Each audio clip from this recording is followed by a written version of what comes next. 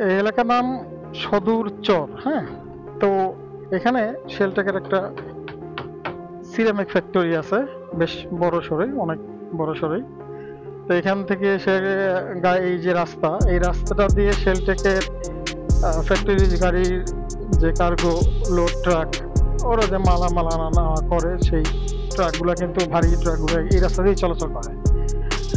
তো এখানে এই যে রাস্তার যে অবস্থা, আর এখানে যে আমি ফ্যাক্টরি দেখলাম, যে শেলটেকের ফ্যাক্টরি, তাতে আর ওদের যে মালামাল নেওয়ার জন্য লোড ট্রাকগুলো যে এই রাস্তা দিয়ে যাতায়াত করে, এটা আসলে মানে কিভাবে সম্ভব? মানে এই ভাঙাচোরা রাস্তা দিয়ে একটা প্রতিষ্ঠানের ভারী ভারী কার্গো লোড ট্রাকগুলা, অর্থাৎ সিরামিক, এমনিই তো বড় বড় গাড়ির অবস্থা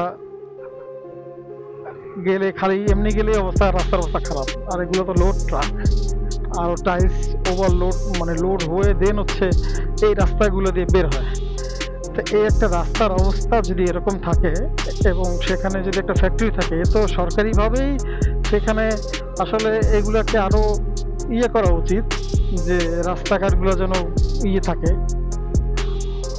মানে নিট অ্যান্ড ক্লিন থাকে, গাড়ি যাতায়াত যেন সুবিধা হয়, যাতে যাদের প্রতিষ্ঠান আছে বা যে সকল প্রতিষ্ঠান আছে, এরা যেন নির্বিঘ্নে যাতায়াত করতে পারে।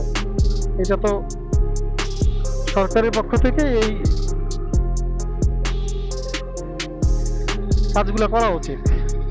কিন্তু সেখানে দেখা যেতেছে উল্টা, আর ওই রাস্তাগুলো যেন মেরামত না হয়, এজন্য মামলা দিয়ে, আমি শুনছি যতটুকু, যে মামলা দিয়ে ওই রাস্তাটুকু হোল্ড করে রাখা আছে, যাতে রাস্তাটা মেরামত না হয়। এবং এই রাস্তাটা তৈরি হইলে যাতে ফ্যাক্টরি যারা আছে, বা এখানে আরো 2-4টা ফ্যাক্টরি হওয়ার সম্ভাবনা আছে বা হইতে পারে, এরকম যদি রাস্তাঘাট হয়, সেক্ষেত্রে মানুষ কেন করবে? আমি এসবে কেন ঠেকাবো? আমার কি ঠেকা পড়ছে যে আমি এসে এখানে এই কি করব? এই রাস্তাঘাটগুলা ঠিক করবে কে? যারা ফ্যাক্টরি করছে তার ঠেকা পড়ছে, তাকে দায়িত্ব পড়ছে। আমি ট্যাক্স দিব, রাজস্ব দিব, সবকিছু করবো, আবার তোমার ভাঙাচোরা সরকারি রাস্তা আমি ঠিক করে দিব।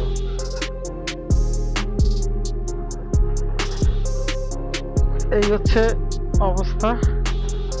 তো এই দেশে মানুষ কেন ব্যবসা করবে? কেন ব্যবসা করার জন্য ইনভেস্ট করবে?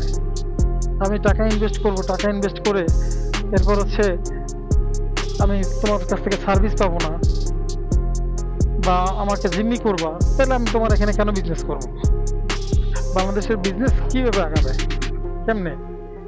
এইসব রাস্তা দিয়ে একটা ফ্যাক্টরি যেখানে আছে, সেসব ফ্যাক্টরির রাস্তা হয় স্ট্রং, আরো কোয়ালিটিফুল হয়। সেখানে এই রাস্তাগুলোর অবস্থা, ওদিকে তো ওই পিছনে যা ফালায় আসছি তো আসছি, এই অবস্থা বর্ষা বাদলের দিন হলে তো এখানে আরো অবস্থা খারাপ হয়ে যায়। অর্থাৎ সেখানে যদি যে মালামালগুলো এখান থেকে নিবে, বা সেই মালামাল তো নিতে নিতে ওর 3 ভাগের 1 ভাগের অবস্থা 12টা বাজে যাবে এই এরকম রাস্তা দিয়ে।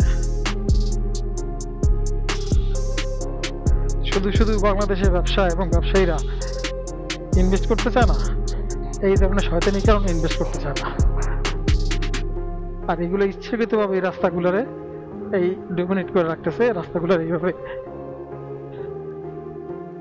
রাইখা ব্যবসা যারা করতেছে তাদের প্রেশার ক্রিয়েট করতেছে। তো বড় বড় হাই হাই কার্গো গুলো এদিক দিয়ে যায়।